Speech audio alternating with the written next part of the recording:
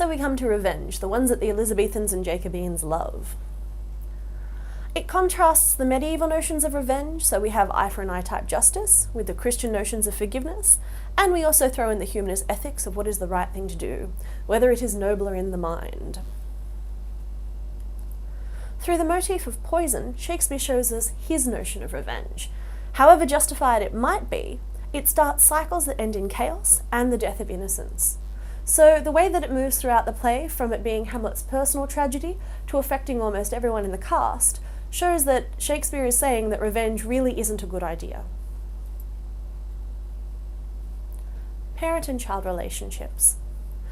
So we have a lot of them in the play, probably because of this issue with Shakespeare and his son Hamlet. And we see, first of all, the ghost in Hamlet. The ghost doesn't actually seem to be that much of a nice guy. So Hamlet seems to hero worship him as a father and compares him as Hyperion to a satyr. But, you know, he did come from hell, or purgatory, and he just seems very gruff and insistent, swear, swear, swear. So we're not really sure how we should feel about him.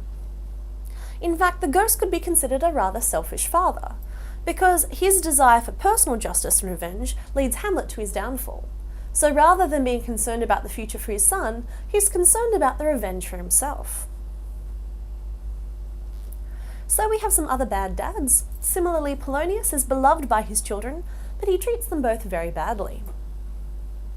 When Laertes returns to France, Polonius foolishly instructs his page to spread bad rumours about Laertes in order to test if his son is behaving overseas.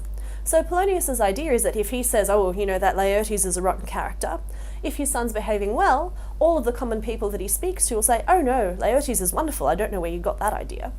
But by spreading those rumours, he's actually starting to ruin Laertes' reputation himself. So that shows that Polonius isn't very clever, but it also shows that he's using his children very poorly. Polonius also insists that Ophelia breaks off her relationship with Hamlet, for the sake of class status, because she isn't Hamlet's equal, he's a prince and she's certainly not, and Polonius's reputation in court. So you might say, well, Polonius is also worried about the fact that she's having sex out of wedlock and that will damage her reputation, so maybe he's worried about her too. But then he turns around and uses Ophelia as bait to test Hamlet's madness.